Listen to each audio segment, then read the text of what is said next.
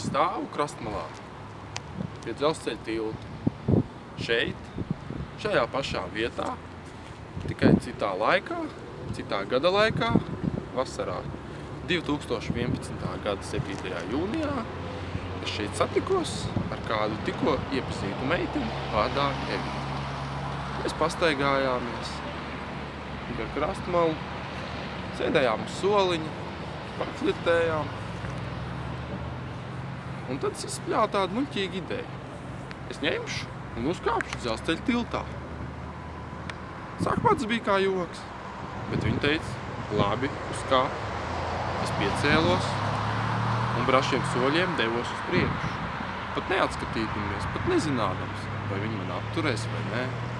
Es tikai gāju, apņēmības pilns uz priekšu.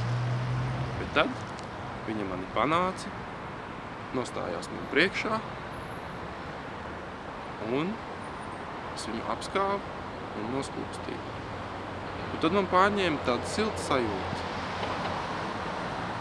Un šodien ar līdzīgām izjūtām, ar apņēmību un sirds siltumu es